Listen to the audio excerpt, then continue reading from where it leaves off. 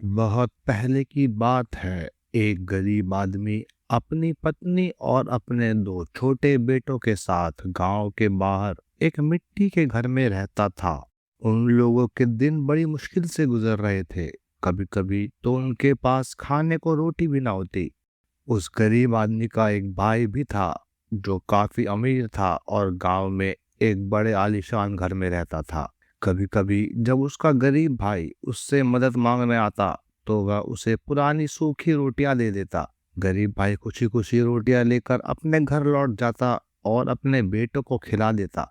किस्मत ने इस परिवार के साथ बहुत नाइंसाफी करी थी और इन बेचारों को तो पता ही नहीं था कि अभी तो ना जाने कितने मुसीबतों के पहाड़ इन पर टूटने वाले हैं। गरीब के बेटे राम और श्याम लगभग 10-12 साल के होंगे। वो जंगल में लकड़ी तोड़ने जाया करते थे। एक दिन जंगल में राम को पेड़ पर एक चांदी की चिड़िया बैठी हुई दिखाई दी। उसने श्याम को बताया। दोनों ने सोचा, अगर इस चिड़िया को पकड़ लें तो इसे बेचकर काफी पैसे मिलेंगे। पर उनका ये सोचना ही था कि लो, चांदी की चिड़िया तो आसमान में फुर्र से उड़ गई। दोनों भाई उदास हो गए। तभी श्याम को कुछ सूझा और वह उस पेड़ पर चढ़ गया जिस पर चांदी की चिड़िया बैठी हुई थी। पेड़ की डाल पर उसे एक घोंसला मिला जिसके अंदर 3 चांदी के अंडे चमक रहे थे। श्याम बहुत खुश हुआ और अंडे लेकर नीचे आ गया और राम को दिखाने लगा। राम बोला, चलो भाई, इन अंडों को चाचा जी के पास ले चलते हैं। वह इसके बदले हमें जरूर इनाम देंगे। दोनों भाई चाचा के घर पहुंच गए। जब चाचा ने वो अंडे देखे वो बहुत खुश हुआ। उसने बच्चों को अंडों के बदले 3 सोने के सिक्के दिए। चाचा उनसे बोला, बच्चों, अगर तुम वह चांदी की चिड़िया मेरे लिए पकड़ लाओ तो तुम्हें 100 सोने के सिक्के दूंगा। राम और श्याम, अच्छा चाचा जी, हम कोशिश करेंगे, ये बोलकर अपने घर आ गए। उन्होंने माता पिता को 3 सोने के सिक्के दिखाए जिसे देखकर वो बहुत खुश हुए। गरीब किसान बोला, भगवान तेरा बहुत बहुत शुक्रिया। अब कम से कम कुछ महीने तक मेरे परिवार को खाने की कमी ना होगी। अगले दिन राम और श्याम फिर से उस चांदी की चिड़िया की तलाश में जंगल निकले और उसी पेड़ की डाल पर जाल बिछा दिया। फिर वो छुप कर इंतजार करने लगे। जब चांदी की चिड़िया वहां आई तो उनके जाल में फंस गई। राम और श्याम चिड़िया को पकड़कर अपने चाचा के पास ले जाने लगे। रास्ते में राम बोला, भाई श्याम, हम अपने फायदे के लिए इस चिड़िया को मुसीबत में डाल रहे हैं। क्या यह सही बात है? श्याम बोला, भाई, हमारे माता पिता बहुत गरीब हैं। उनकी मदद करने का बस यही एक तरीका है। फिर कुछ ही देर में दोनों भाई चाचा के घर पहुंच गए और उसे चांदी की चिड़िया दे दी, जिसके बदले चाचा ने 100 सोने के सिक्के उन्हें दिए और चलता किया। फिर चाचा ने चिड़िया को एक पिंजरे में डाल दिया और उसे देख देख कर खुश होने लगा। जब उसकी पत्नी ने देखा तो उसने पूछा, क्या बात है, इतना खुश क्यों हो रहे हो? पति ने चाचा चाची से बोला, बात है कुछ ऐसी है, अब हम बहुत ही जल्दी बहुत अमीर बन जाएंगे। पत्नी ने हैरान होकर पूछा, वो कैसे? चाचा ने फिर बताया, जब मैं जवान था और तुमसे शादी भी नहीं हुई थी, मुझे शिकार करने का बहुत शौक था। एक दिन मैं शिकार करते करते घने जंगल में भटक गया और रात भी हो गई। चलते चलते अचानक मेरे सामने कहीं से एक बोलती हुई खोपड़ी प्रकट हो गई। उसे देखकर मैं बहुत डर गया, पर फिर उस खोपड़ी ने मुझे कहा, डरने की जरूरत नहीं है मनुष्य, मैं हूँ नरमुंड। मैं यहाँ से गुजरने वाले की एक इच्छा जरूर पूरी करता हूँ। बोलो, तुम क्या चाहते हो? मैंने उसे बोला कि मैं दुनिया का सबसे अमीर आदमी बनना चाहता हूँ। तब खोपड़ी ने मुझे बताया कि अगर मैं पूर्णमासी की रात को चांदी की चिड़िया का मांस पकाकर खा लूं तो रोज सुबह मैं जब सोकर उठूंगा तो अपने पास सोने के सिक्कों से भरे बोरे पाऊंगा। उसने ये भी कहा, पर याद रखना, सबसे पहले तुम्हें ही वो मांस खाना होगा। सारी बात जानकर पत्नी भी बहुत खुश हुई और वो बोली, अरे वाह, परसों ही तो पूर्णमासी है, हम तो अब बहुत अमीर हो जाएंगे। फिर जिस दिन पूर्णमासी थी उसी शाम अमीर भाई ने अपनी पत्नी को बोला, मैं जरा बाजार से होकर आता हूँ, तुम चिड़िया को अच्छे से पका के रखना। हाँ, और एक बात ध्यान रखना, मेरे अलावा किसी को ये मांस खाने न देना। उसकी पत्नी बोली, तुम चिंता मत करो पतिदेव, मैं सब ठीक से कर दूंगी। फिर चाचा चला गया और चाची खाना पकाने की तैयारी में लग गई। उधर राम और श्याम बहुत उदास बैठे थे। उन्हें लग रहा था कि उन्होंने चिड़िया के साथ बहुत बुरा किया। राम बोला, भाई चलो जरा देख कर आते हैं कि चिड़िया कैसे है। चाचा ने चिड़िया का क्या करा होगा। फिर दोनों भाई चाचा के घर की ओर चल दिए। उधर चाची ने चिड़िया का मांस पका कर रख दिया और वह चाचा के लौटने का इंतजार करने लगी, क्योंकि वो 2 दिन से उत्साह में सोई नहीं थी। उसकी आंख कब लग गई उसे पता भी नहीं चला। इतने में राम और श्याम चाचा के घर पहुंच गए। उन्होंने देखा कि चिड़िया का पिंजरा खाली है। उन्होंने सोचा कि चाचा ने शायद चिड़िया को ज्यादा पैसे में बेच दिया है। राम बोला, अब क्या ही कर सकते हैं, चलो वापस चलें। पर तभी दोनों को रसोई घर से खाने की बहुत लुभावनी खुशबू आई। वह खुद को रोक ना पाए और रसोई घर में चले गए। उन्होंने देखा कि चाची ने चाचा के लिए खाना बनाकर रखा हुआ है। यह उसी की खुशबू है। दोनों भूखे थे, वह खुद को रोक नहीं पाए। उन्होंने कढ़ाई में से मांस का एक टुकड़ा तोड़ा और आधा आधा खा लिया। फिर श्याम बोला, यह तो बहुत स्वादिष्ट है, पर हमें अब चलना चाहिए वरना चाचा को शक हो जाएगा। राम बोला, हाँ हमने बहुत गलत किया, हमें निकल जाना चाहिए। फिर दोनों वहां से भाग गए। फिर चाचा जब अपने घर लौटा तो चिड़िया का मांस खाकर वह सो गया। अगली सुबह वो जब उठा तो पागलों की तरह इधर उधर देखने लगा, पर उसे कोई सोने का बोरा नहीं मिला। उधर गरीब भाई के घर में जब राम और श्याम सोकर उठे, उन्हें अपनी आंखों पर विश्वास नहीं हुआ। सोने के सिक्कों से भरे 2 बड़े बोरे उनके सामने पड़े थे। गरीब भाई को कुछ समझ नहीं आया कि यह क्या माजरा है। वह बोला, मैं गांव जाकर अभी अपने भाई से मिलकर आता हूँ, वही सही सही बताएगा कि हमें क्या करना चाहिए। वो सीधा अपने अमीर भाई के घर पहुंचा और उसे सोने के बोरों वाली सारी बात बता दी। अमीर भाई को सब समझ में आ गया। उसने सोचा, इसके लड़के मेरे पीछे घर आए होंगे और मुझसे पहले चिड़िया का मांस उन्होंने खा लिया होगा। पर कोई बात नहीं, अभी भी बाजी मेरे हाथ में ही है। उसने एक गंदी चाल सोची। उसने गरीब भाई के सामने बहुत चिंतित होने का नाटक किया और बोला, यह तो बहुत बुरी खबर है। मुझे नहीं पता वह 2 बोरे तुम्हारे यहाँ कैसे आए, पर कल ही राजा के महल में चोरी हुई है। उसके सिपाही हर जगह चोरों को ढूंढ रहे हैं। राजा को अगर पता चल गया कि सोना तुम्हारे घर में है तो वह तुम्हारे पूरे परिवार को कारागार में डाल देगा। यह सुनकर गरीब भाई फूट फूट के रोने लगा। अमीर भाई उसे दिलासा देने का नाटक करते हुए बोला, अरे मेरे होते हुए तुम्हें फिक्र करने की कोई जरूरत नहीं है भाई। जैसा मैं कहता हूँ तुम वैसा ही करोगे तो कुछ नहीं होगा। गरीब भाई ने जवाब दिया, हाँ भाई बताओ मुझे क्या करना चाहिए। अमीर भाई अपने मन की खुशी छुपाते हुए बोला, सबसे पहले तो तुम अपने दोनों बेटों को घर से दूर भगा दो। उनकी जान बचाने का यही रास्ता है। फिर तुम सारा सोना लाकर मुझे दे दो, मैं उसे छुपा दूंगा। गरीब भाई बोला, अच्छी बात है भाई, ऐसा ही करूंगा। और वह रोते रोते घर लौट आया। जब उसने सारी बात अपने परिवार को बताई, वो बहुत दुखी हुए। राम और श्याम ने घर छोड़कर चले जाने का फैसला किया। गरीब आदमी और उसकी बीवी बहुत रोए, पर बेचारे क्या कर सकते थे। फिर दोनों बच्चे जंगल की ओर भाग गए और गरीब भाई ने सारा सोना लाकर अमीर भाई को दे दिया। अमीर भाई की चाल कामयाब हुई। उधर राम और श्याम दिन भर जंगल में भटकते रहे और जब रात हो गई तो दोनों एक दूसरे के गले लगकर एक झाड़ी के पास लेट गए। तभी वहां से एक बूढ़ा शिकारी गुजरा।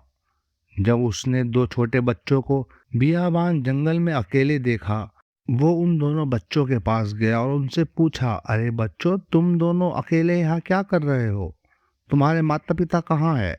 उन्होंने बूढ़े शिकारी को बताया कि उनका इस दुनिया में कोई नहीं है और वो जंगल में भटक गए हैं। बूढ़े शिकारी को दया आ गई और उसने उन्हें बताया कि उसका भी दुनिया में कोई नहीं है। वो बोला, चलो हम तीनों साथ में रहेंगे और एक दूसरे का ख्याल रखेंगे। यह बोलकर उन दोनों को अपने घर ले आया। फिर अगले दिन सुबह जब राम और श्याम सोकर उठे तो उन्हें अपने बिस्तर के पास सोने के सिक्कों से भरी 2 बोरियां मिली। शिकारी बाबा बहुत हैरान हो गया और उसे कुछ समझ नहीं आया। उसने राम और श्याम से पूछा, ये क्या चक्कर है? तो राम और श्याम ने बोला, उन्हें भी नहीं पता। और इस तरह से रोज शिकारी बाबा को दो सोने से भरे बोरे मिलने लगे। उनके दिन हंसी खुशी बीतने लगे और इस तरह 7 साल बीत गए और राम और श्याम जवान हो गए।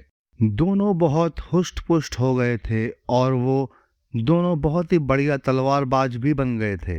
अब सुबह उन्हें सोने के बोरे मिलना भी बंद हो गए थे।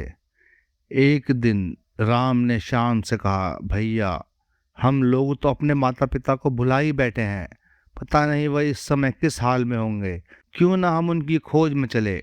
श्याम बोला, मैं भी तुमसे यही कहने वाला था भाई, कुछ रोज से मुझे भी माता पिता की बहुत याद आ रही है। फिर वो दोनों शिकारी बाबा के पास गए और उन्हें अपने माता पिता के बारे में बताया। शिकारी बाबा हैरान भी हुए और दुखी भी। वो बोले, अगर तुम पहले ही मुझे सच बता देते तो मैं तुम्हें तुम्हारे माता पिता से पहले ही मिलवा देता। तो ये सुनकर भाई बोले, तब हम बच्चे थे, हमें अकल नहीं थी, पर अब क्या ही कर सकते हैं, अब हमें आज्ञा दे कि हम अपने माता पिता को ढूंढ लाएं। शिकारी बाबा ने बोला, मेरा आशीर्वाद सदा तुम्हारे साथ रहेगा, जाओ। इस तरह से दोनों भाई अपने अपने घोड़े लेकर निकल पड़े। चलते चलते उनके सामने रास्ता दो रास्तों में बट गया। दोनों भाई ने दोनों अलग अलग दिशा में जाने का निश्चय किया और ये फैसला किया कि दोनों एक महीने बाद वापस इसी तिराहे पर मिलेंगे। यह कहकर दोनों अपने अपने रास्ते चले गए। राम अपने रास्ते चलता हुआ एक नगर में पहुंचा। उस नगर में उसने देखा कि हर तरफ खामोशी छाई है, हर कोई दुखी लग रहा है और कोई कुछ बोल भी नहीं रहा है। तब उसने अपने पास से गुजरती एक बुढ़िया से पूछा, माँ जी, आपके शहर में शोक क्यों मनाया जा रहा है? ऐसी क्या दुखद घटना घटी है यहाँ? बुढ़िया बोली, बेटा लगता है तुम इस शहर के नहीं हो, तभी तुम मुझसे ये पूछ रहे हो। राम बोला, हाँ माँ जी, आप ठीक कहती हैं, मैं अभी कुछ देर पहले ही यहाँ आया हूँ। तो बुढ़िया बोली, तुम्हें बताती हूँ बेटा, ऐसा है कि एक अजगर जैसा राक्षस हमारे यहाँ एक महीने से आ रहा है और वो गांव की कुंवारी लड़कियों को खा जाता है। राजा और प्रजा उसको कुछ नहीं बिगाड़ पाए। उन्होंने उसके साथ समझौता किया कि हर रोज वो उसे खाने को एक कुंवारी लड़की देंगे और वो बाकी गांव वालों की जान बख्श देगा। और इसी तरह रोज किसी न किसी घर से एक कुंवारी लड़की उसको दी जाती है। और आज राजा की बेटी राजकुमारी की बारी है। ओह, तो ये बात है।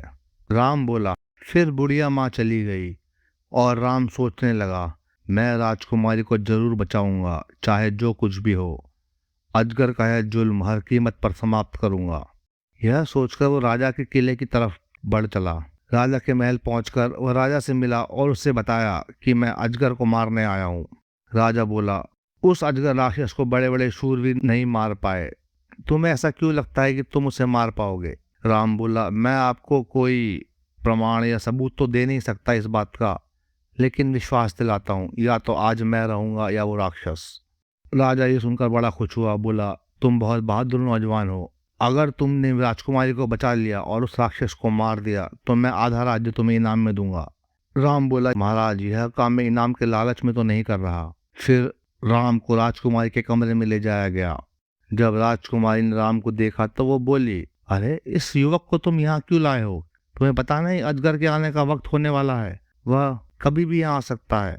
द्वारपाल राजकुमारी से बोला, राजकुमारी ये युवक आपकी जान बचाने के लिए अजगर से लड़ने आया है। राजकुमारी बोली, क्या तुम बेवकूफ हो युवक? उस अजगर को तुम अकेले कैसे मारोगे? वो तो हम दोनों को खा जाएगा।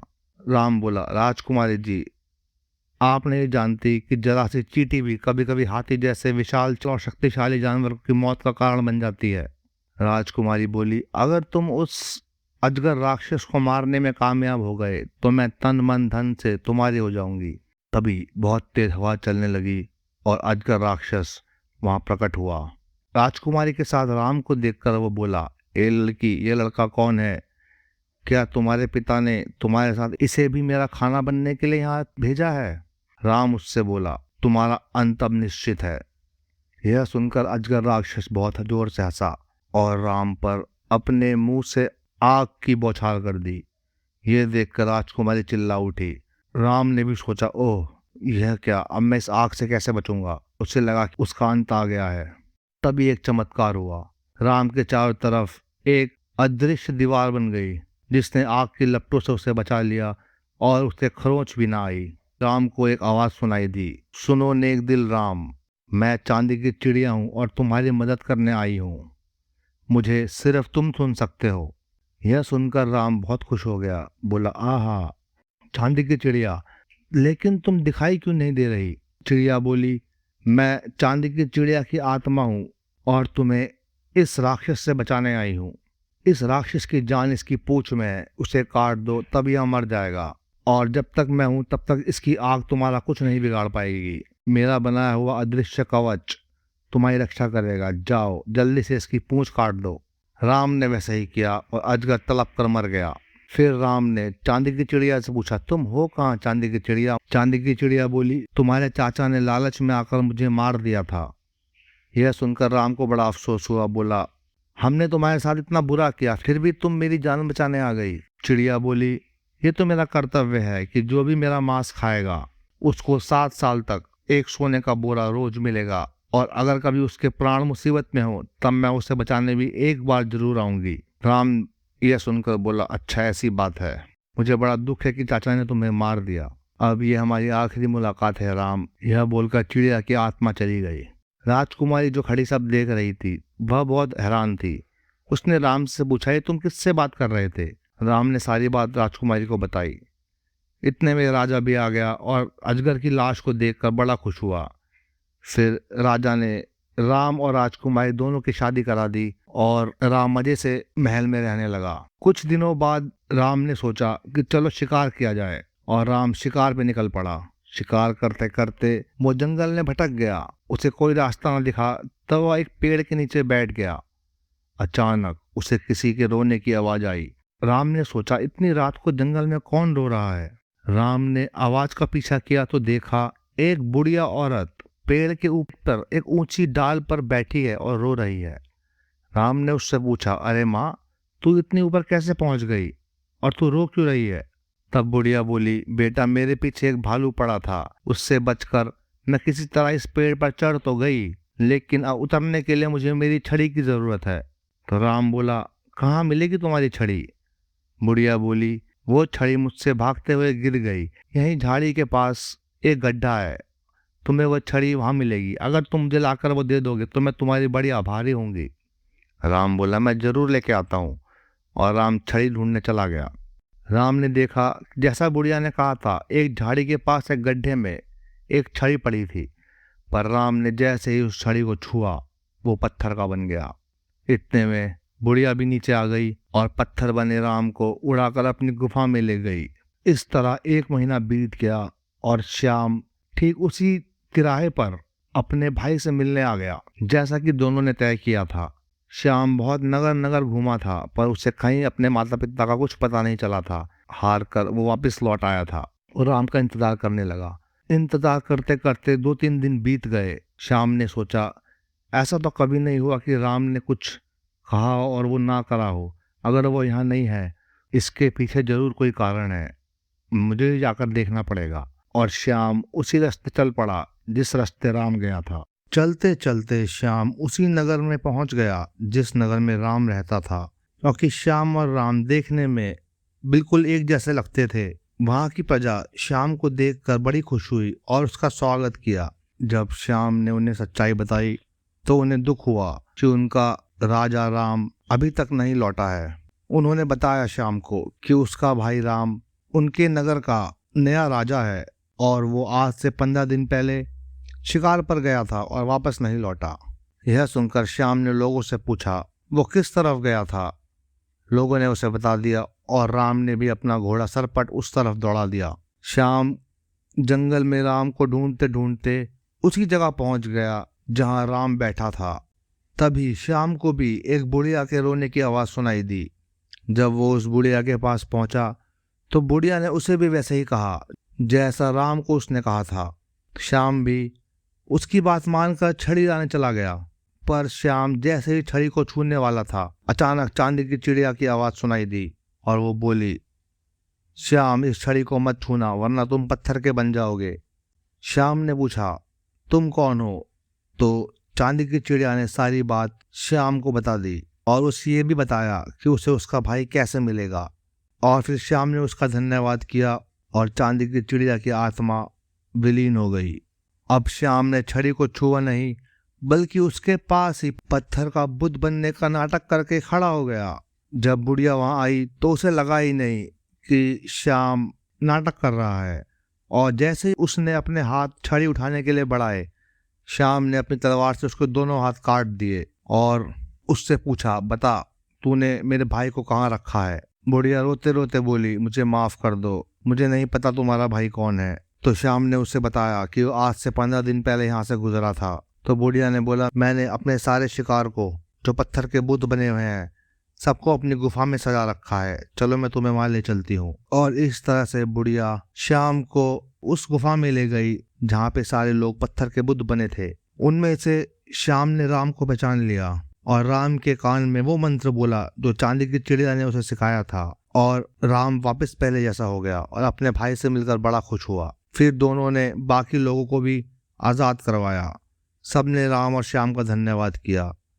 फिर राम और श्याम वापस उसी नगर लौट आए।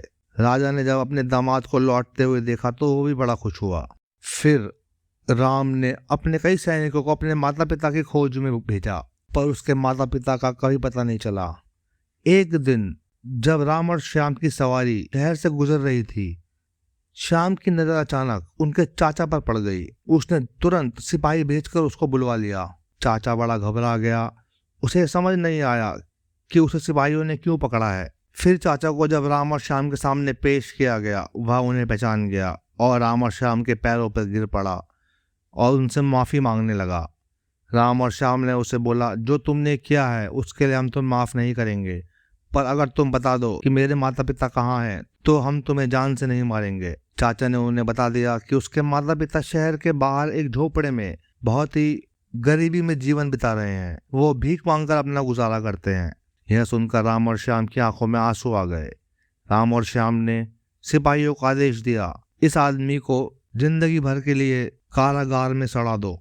फिर दोनों राम और श्याम बताई गई जगह पर अपने माता पिता से मिलने पहुंचे। जब माता पिता ने उन दोनों को देखा तो पहचान नहीं पाए और उन्हें समझ में नहीं आया कि राजकुमार जैसे दिखने वाले दो लोग उन गरीबों की कुटिया में क्यों आए हैं। फिर राम और श्याम ने उन्हें गले लगाया और सारी बात बताई। उसके माता पिता फूट फूट कर रोने लगे और भगवान को धन्यवाद देने लगे कि आखिरकार उनके परिवार को उसने फिर से मिला दिया। तो दोस्तों, उसके बाद सब के सब खुशी खुशी मज़े से रहे। आप भी मज़े से रहिए और मेरी कहानियाँ सुनते रहिए। धन्यवाद।